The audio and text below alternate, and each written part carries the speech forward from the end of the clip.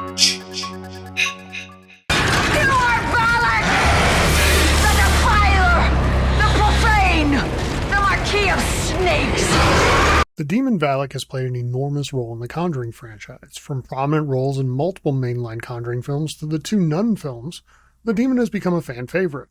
For us to learn the origins of Valak in the Conjureverse, we're transported to Romania during the Middle Ages, the place and time when lore of the locals in a small town introduced the character.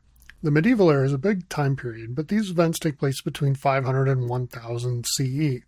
The legend surround a duke who built the Abbey of St. Carta. The duke wasn't exactly what you call a local favorite, as he had become an expert on demonic ritual and had written several works on the subject, some of which we'll see later in The Nun. In the depths of the Abbey is a summoning ground surrounded by the symbol for Valak, the demon's logo, if you will. He would sacrifice 5 souls in order to open the gateway to hell so Valak could escape hell and enter our world. The church intervened at the last moment, stopping the duke and sealing the gateway with the blood of Christ. But the incident set events in motion that would define the Conjureverse hundreds of years later. In this video, we're going to examine Valak's origins in the universe, the demon's complete timeline, and the impact Valak has had on the Conjuring story. To learn all of it, including some surprises, hang around to the end. Make sure you like this video because it helps us out quite a bit.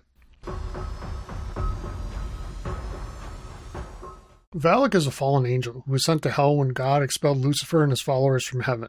We learn about the demon in the Ars Goetia, a chronicle of 72 demons in the anonymously authored document, A Lesser Key of Solomon in the 17th century.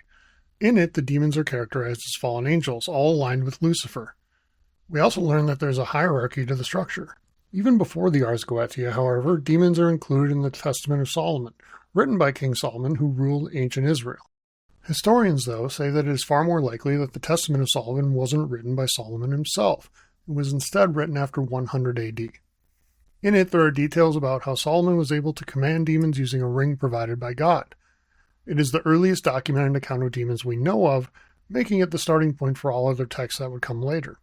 In the Conjuring universe, Valak is referred to as the Marquis of Snakes, given its ability to jump between forms. In reality, Valak was documented as a president of Hell, which is below the title of Marquis in the demonic hierarchy.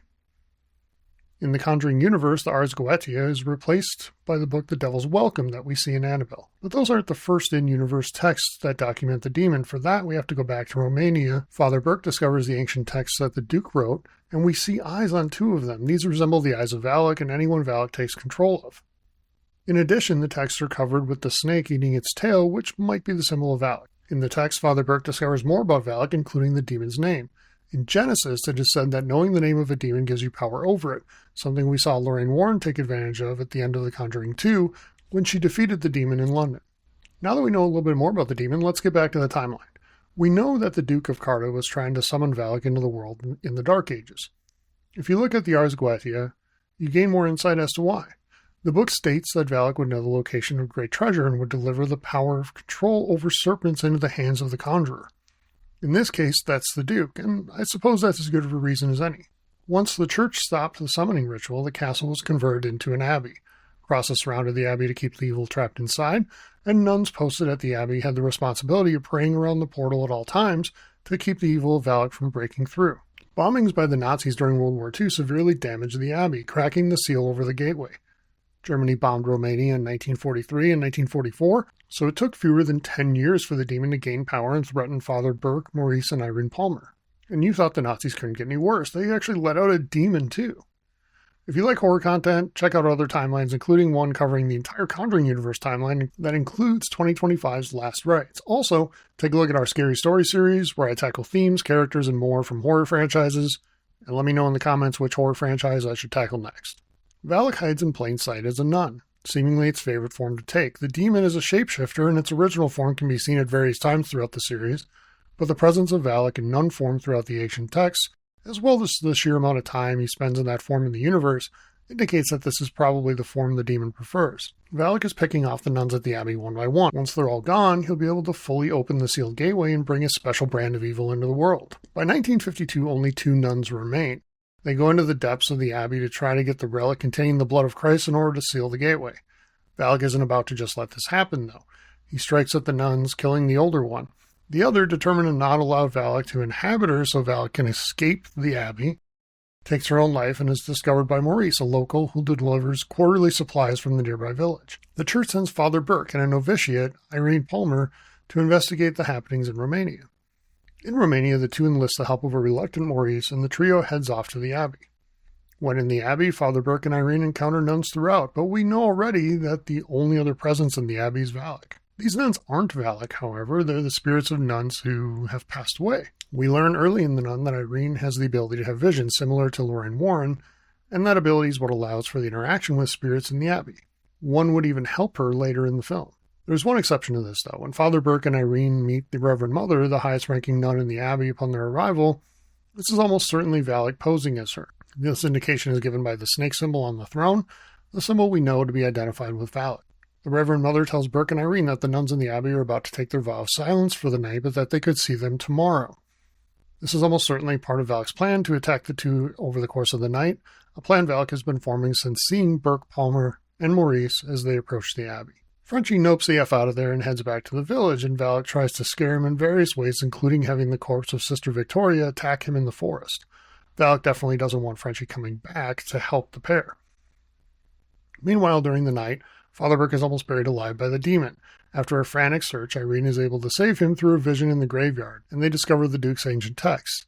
Using them, Burke discovers that the demon they are facing is Valak. Valak. The Defiler. At the same time, Irene communicates with the spirit of a nun and learns that a relic in the abbey will reseal the gateway with the blood of Christ and trap Valak inside. Valak splits Burke and Irene up, with Father Burke having to face another version of the boy the father couldn't save during an exorcism. It's the same boy that lured Burke out to the graveyard, but this one is kind of like a zombie. The zombie boy attacks Father Burke, and you see the eyes just like Valak's, and a tongue that reminds you of the devil. Frenchie comes back to the abbey just in time to save Burke from the demon. Meanwhile, Irene is attacked by Valak and saved by the spirit of Sister Alana, who brings Irene to pray with the other nun spirits.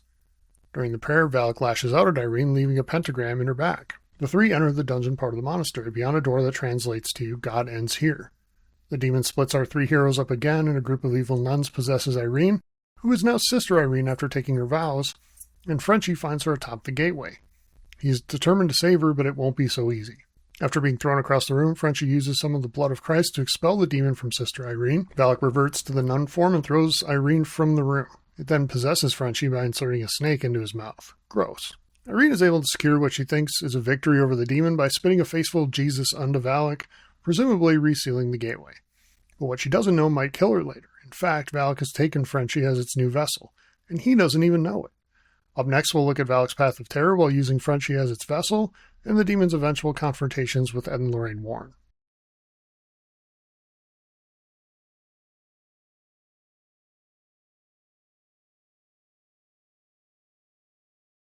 The demon is searching for the eyes of St. Lucy, seeking out her descendants and leaving them for dead if they don't have them. Valak believes that the power in the eyes of St. Lucy would restore the demon to its full power. Why is St. Lucy so powerful? Well, it turns out that both Sister Irene and Lorraine Warren are descendants of her.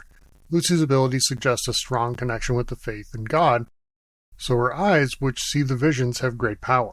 After Lucy was murdered in the Dark Ages, her family placed her eyes in a relic and kept it hidden for hundreds of years. That path of death across Europe has gotten the attention of the Church, and they dispatched Sister Irene and Sister Deborah in 1956 to France, where the latest murder has occurred.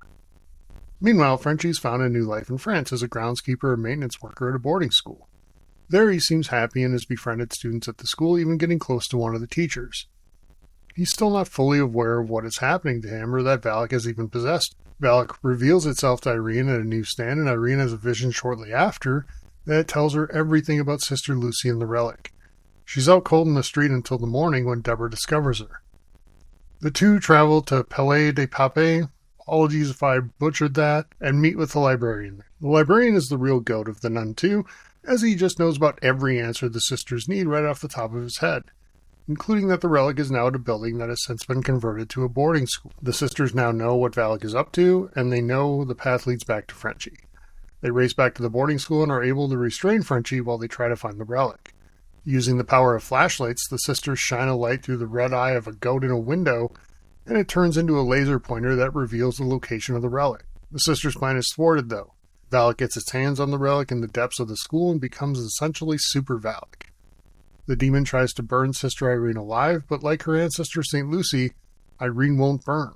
Then Irene and Deborah say the communion prayer together, turning dozens of barrels of wine into the blood of Christ.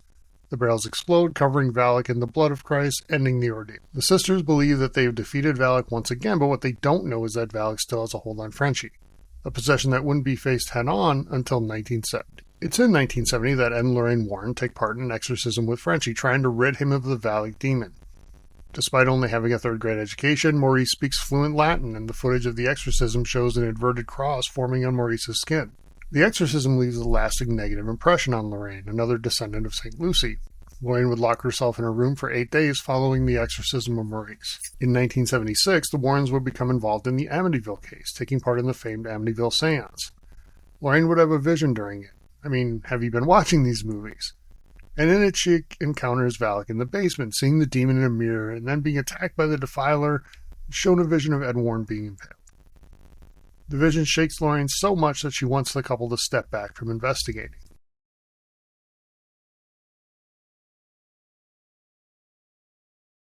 But there's sequels to be made, so 1 year later, the Warrens learn that Valak really hates anyone in the lineage of St. Lucy. While Valak is terrorizing the Hodgson family in Enfield, North London, the demon is also engaging in house calls to the Warren residents. Lorraine discovers Ed randomly painting Valak in the nun form. First of all, Ed has really admirable painting skills. This dude is a self-taught demonologist, self-taught artist, and who knows what else. Who needs school when Ed Warren is around? The painting shows that Ed has some clairvoyant ability too, but the painting's presence in the house only ramps up the demon's activity with the Warrens. If you look closely, the word Valak is spelled in different places throughout the Warren home, and Valak appears in another Lorraine vision, where the demon attacks her once again, this time through the painting. While having the vision, Lorraine is furiously writing on the pages of her Bible, and we'll learn why that's important later. The demon's endgame is to scare Lorraine so the Warrens won't get involved in the Enfield haunting. Valak seeks to possess Janet, and the demon is clearly afraid of the Warrens, probably because of Lorraine's relationship to St. Lucy, rather than Ed's self-taught everything. Lorraine is a close relative of Sister Irene. They were both born in Bridgeport, Connecticut, and is probably either a sister or cousin. We've never seen Lorraine talk about her mother being taken away, though, so let's go with cousin. Eventually, the Warrens do get to London and discover that Valak is haunting the Hodgsons by taking different forms in the house, namely Bill Wilkins and the Crooked Man. At first, the Hodgsons think the hauntings are a result of the ghost of Bill Wilkins, who had lived in the house and actually died in the chair in the corner of the living room. This is just Valak tricking the family, trying to wear them down so Janet, one of the daughters, is vulnerable to possession. The hauntings ramp up, including a scene where every cross the family had hung in the girls' bedroom turned upside down. Inverted crosses are seen throughout the franchise in relation to Valak and other demons, and this is an indication that the incidents in the home are actually the work of a demon. The Warrens arrive in London, and Ed is able to interact with the demon through Janet. Despite accusations that the Hodgson daughters are staging the incidents, Ed and Lorraine discover that there really is a demonic presence in the home. They return to the home, and Lorraine discovers that a tree is turned into the very spear-like thing that she saw Ed impaled with in her vision. Her visions that she was so afraid of were on the verge of becoming true. This leads to a final confrontation in the girls' bedroom where Ed is holding onto Janet out the window, but is about to fall himself with the spear right below them. Valak is present in the room, preventing Lorraine from reaching Ed to help him, and Valak sends her flying into the wall. Lorraine knows that knowing a demon's name gives you power over it, and that is why her Bible from earlier is important. During the vision in her home, she had written the letters V-A-L-A-K in the Bible. She calls out Valak and sends the demon back to hell. Right before Valak is banished to hell, we see the demon in its true form. You have to really turn up the light to see it, but it's definitely there. And that's the story of the biggest and best villain in the Conjuring universe so far. But we're not done here. We have timelines on other villains in the Conjureverse, including a complete Conjuring universe timeline, as well as videos breaking down themes in the films and telling the true story of the Warren cases, so check them out too. Also remember to like, subscribe, and hit the bell. We'll keep making this stuff as long as you keep enjoying it, and let us know which franchises you'd like us to cover next. Have a great day, everybody, and stay strange out there.